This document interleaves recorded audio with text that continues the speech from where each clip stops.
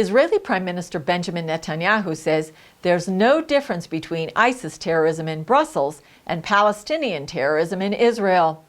Israel has been fighting terrorism for decades, and security experts say the mindset against terrorism in Europe has to change. Israeli Prime Minister Benjamin Netanyahu said there's a common thread running through terror attacks around the world. The chain of attacks from Paris to San Bernardino, to Istanbul, to the Ivory Coast, and now to Brussels, and the daily attacks in Israel. This is one continuous assault on all of us. Netanyahu's remarks came days after 3 Israeli tourists were murdered by a suicide bomber in Istanbul. Netanyahu said there's no way to resolve the so-called grievances that terrorists have against the West. It's not as if we could offer them Brussels or Istanbul or California or even the West Bank. That won't satisfy their grievances, because what they seek is our utter destruction and their total domination.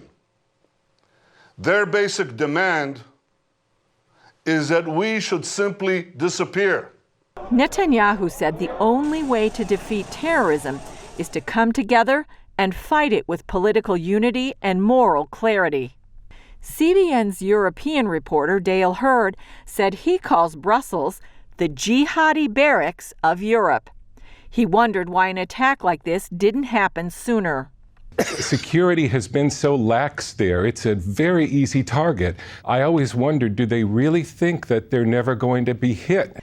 Hurd said Belgium will need help to deal with the threat.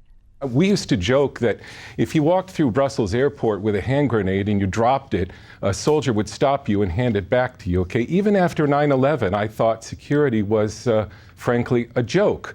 And I'm not sure Belgium is up to the job to handle this. Israel's Ben Gurion Airport is considered one of the most secure in the world.